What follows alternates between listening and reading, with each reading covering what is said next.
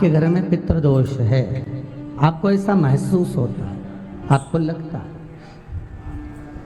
तो किसी भी नवरात्रि के पहले जो अमावस्या पड़ती है, गुप्त नवरात्रि, तो अंदाजा लगाइए।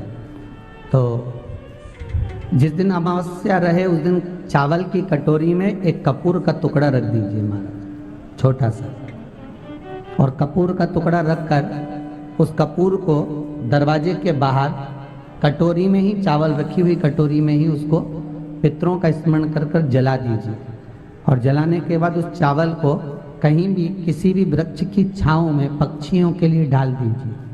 शिव महापुराण की कथा कहती है, अगर मान लो पितृ आपको कष्ट दे रहे हैं, पितृ आपको तकलीफ दे रहे हैं, कोई काम नहीं होने दे रहे हैं, या कहीं आपको ऐसा लगता है कि पितरों का दोष है, तो वो पितृदोष देवी, अब ये जो आप करेंगे ये कब कर रहे हैं? अमावस्या के दिन आप उसको रख रहे हैं। अमावस्या के दिन उसको रखकर रात भर आपने रखा कपूर के साथ में, सुबह एकम पड़ गई, नवरात्रि लग गई, उसी दिन उसको जलाकर आपने पटक दिया।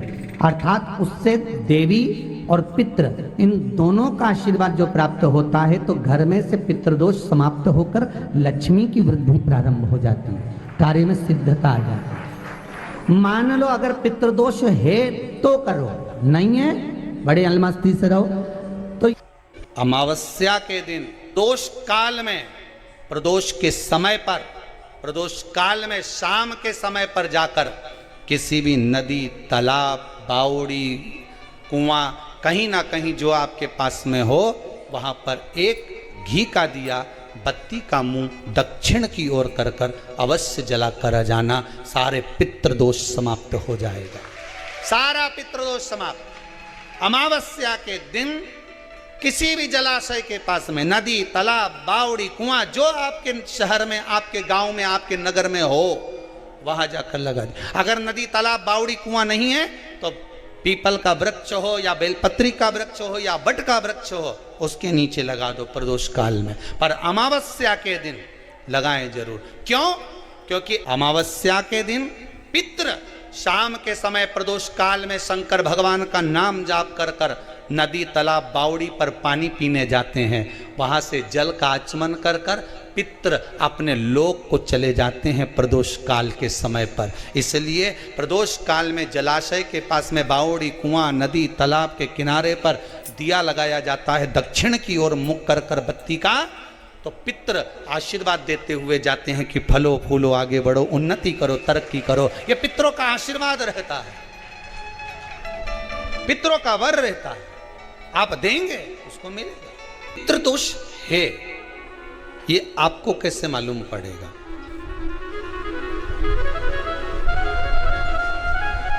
पितृ भूखे हैं, इसका तो वर्णन हमने पहले कर दिया कि रात्रि को जब आप सोने के बाद में 1-1.5 घंटे बाद अगर आपकी नींद खुल जाए, 1 घंटा 1.5 घंटा आप सो लिए, उसके बाद जो नींद खुली तो 1-1.5 घंटे तक अगर आपको नींद नहीं आ रही है, रात्रि को सोने के बाद में 1 घंटे बाद जब उठे तो आपको प्यास लग गई,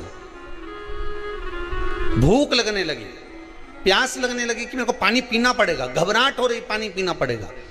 1-1.5 घंटे सोने के बाद अचानक नींद खुले और आपको प्यास लगे, समझ लेना आपके पितृ भूखे हैं और प्यासे हैं, भूखे और प्यासे हैं, उनको जल की जरूरत है। किसी भी नदी में, सरोवर में, कुंड में, बावड़ी में, तालाब में, आप तीर्थ में जाकर जब स्नान करते हैं तो स्नान करने के बाद एक काम का नियम बना लो कि अपने हाथ की अंजलि में जल लेकर अपने पूर्वजों को देना है।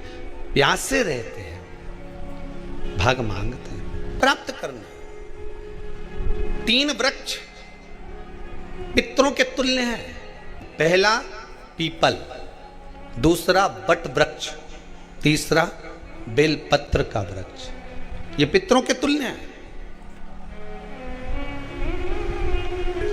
अगर आपको रात्रि में नींद नहीं आ रही है, ऐसा लगता है कि रात्रि को 1 घंटा 1.5 घंटा सोने के बाद कुछ गलत गलत विचार आने लगते हैं, नींद सुबह 3 बजे तक, 4 बजे तक नहीं आती, 4 बजे के बाद फिर नींद आती है, तो एक प्रैक्टिकल जरूर कर कर देखना। एक प्रैक्टिकल करने में क्या जाता है, प्रयास करने में क्या कुछ जाता है क्या? प्रैक्टिकल कर कर देखना कि कहीं सीवर वाला महाराज झूठ तो नहीं बोल रहा है, तो प्रैक्टिकल करने में कुछ नहीं जाए। 1 लोटा पानी लो, उसमें थोड़ा सा कच्चा दूध डाल लीजिए। पत्री का पेड़ या पीपल का पेड़ या बट का पेड़, इन पेड़ के नीचे ले जाकर उस दूध को दोपहर में सुबह 10 बजे से लेकर 12 बजे के बीच में ले जाकर चढ़ा दीजिए। रात्रि को फिर ना आपको प्यास लगेगी ना भूख लगेगी, नींद एक बार लगी तो सुबह ही खुलेगी। प्रैक्टिकल करने में क्या जाता है? पानी डालने में तुम्हारा कुछ जाएगा? अरे बोलो तो सरी, प्रैक्टिकल करने में क्या जाता है? कुछ भी नहीं बिगड़ेगा। ये तो बस जल डालोगे तुम्हारा ही कुछ अच्छा हो सकता है, बाबा की कृपा। 3 वृक्ष पितरों के तुल्य हैं। पहला जम के बोलिए पीपल, दूसरा बट वृक्ष, तीसरा बेलपत्री का वृक्ष। 3 पीपल के वृक्ष में 52,000 ब्राह्मण एक साथ निवास करते हैं, इसलिए पितृतुल्य है। बट वृक्ष ब्रह्मा जी के मस्तक से बना, इसलिए पितृतुल्य है। और बेलपत्री का वृक्ष माता पार्वती जी के अश्रु से बना। जब आंसू गिरे थे माता जगत जननी जगदम्बा पार्वती के, उस समय पर पितृलोक में हलचल उत्पन्न हो गई थी। हमारी नातिन की आंख में आंसू कैसे आ गए? मैनावती की पुत्री है।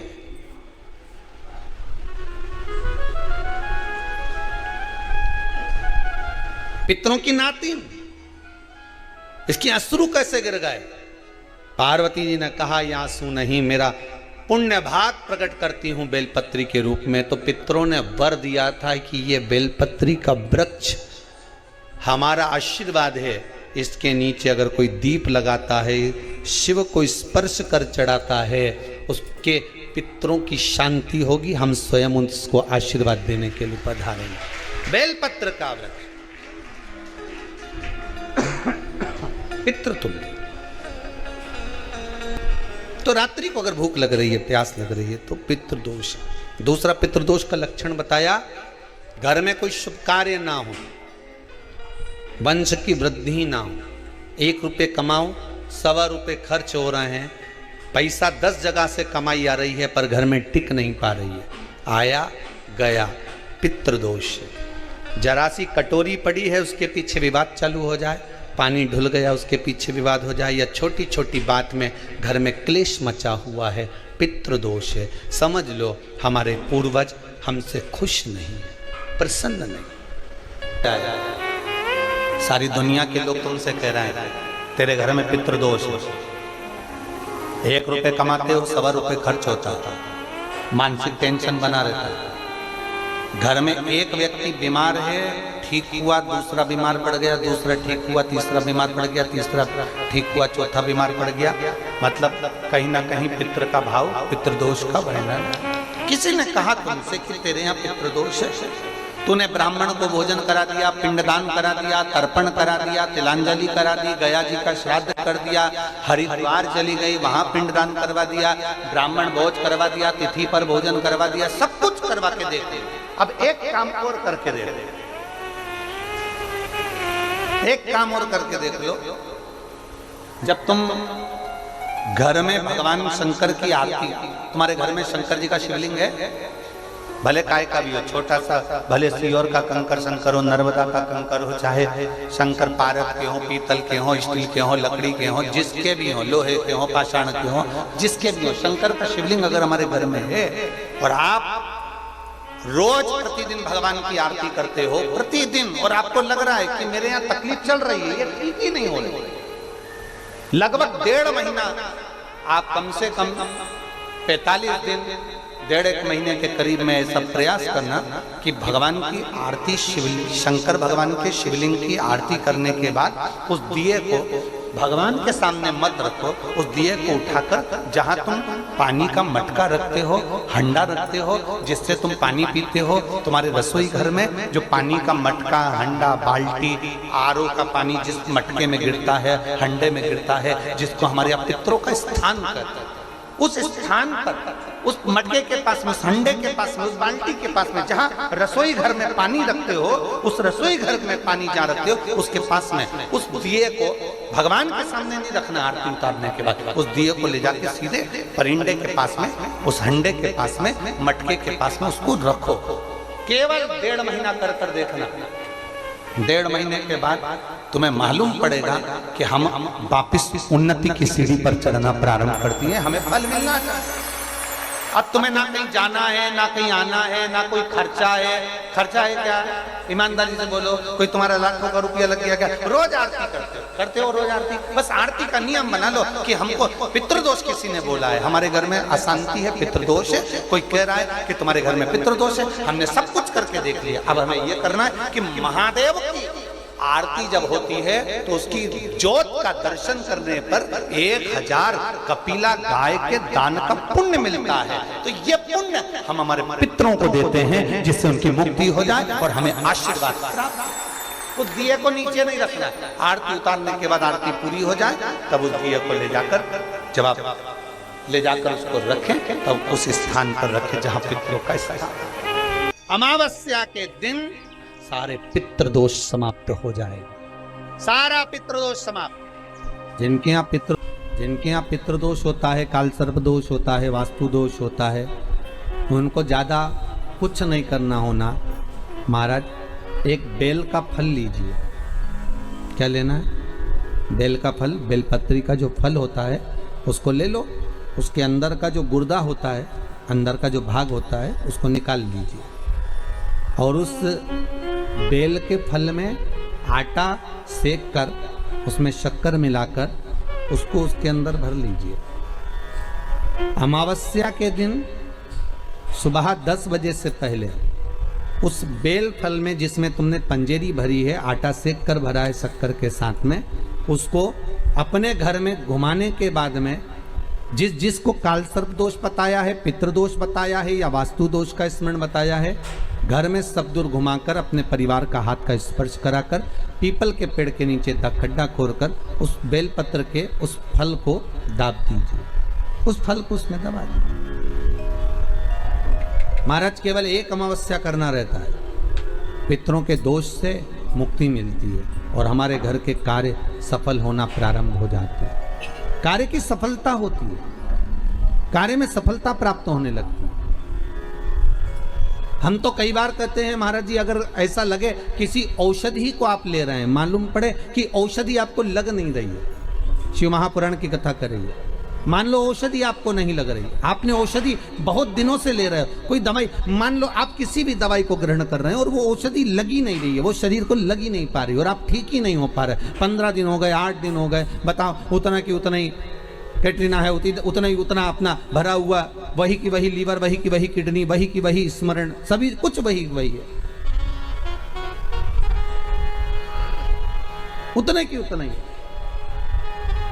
बीपी भी ऊंचा नीचा चल रहा है पर लेवल में नहीं आ रहा, शुगर भी लेवल में नहीं आ रही, तो प्रयास करा करो महाराज, बेलपत्री के फल का जो गुर्दा है, अंदर का जो भाग है फल का, उसको पानी में गला लीजिए और प्रदोष कम से कम प्रदोष नहीं हो और बीमारी जरा दवाई लगी नहीं रही हो तो बिना प्रदोष के भी कर सकते हो, उसको पानी में गलाइए।